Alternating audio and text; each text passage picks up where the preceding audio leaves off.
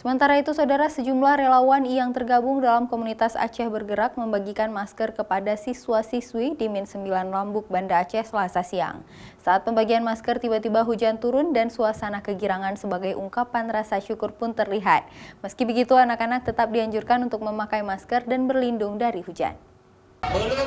Sejumlah relawan yang tergabung dalam komunitas Aceh Bergerak membagikan 300 masker kepada siswa-siswi di Min 9 Lambuk, Kota Banda Aceh, Selasa siang.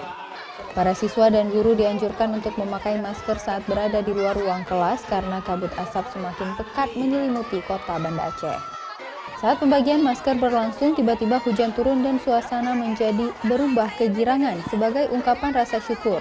Hujan diperkirakan turun pada pukul 13.00 waktu Indonesia Barat hingga 14.30 waktu Indonesia Barat. Meski hujan turun, anak-anak tetap dianjurkan menggunakan masker saat berada di ruang kelas. Sehingga kita berharap dalam beberapa saat nanti asap yang ada di Kota Banda Aceh dan sekitarnya ini bisa hilang. Dengan demikian masyarakat yang ada di sekitaran ini terbebas dari asap yang membahayakan bagi kesehatan masyarakat kita. Begitu juga dengan para orang tua juga dianjurkan menggunakan masker ketika menjemput anak pulang dari sekolah karena kualitas udara di Kota Banda Aceh saat ini buruk.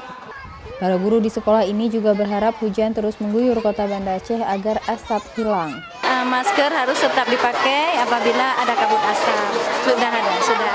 Dari kemarin nampak kabut asap, sudah ada pemberitahuan, tapi maskernya belum ada semua. Pemberitahuan untuk menggunakan masker saat berada di luar ruangan sudah diberitahukan ke sekolah-sekolah, namun belum ada dari pihak pemerintah yang membagikan masker ke sekolah. Mereka bersyukur dengan adanya pembagian masker yang dilakukan oleh para relawan di Kota Banda Aceh ini dapat membantu siswa agar tidak terkena paparan asap yang berlebihan. Nova Wisdayanti, Kompas TV, Banda Aceh.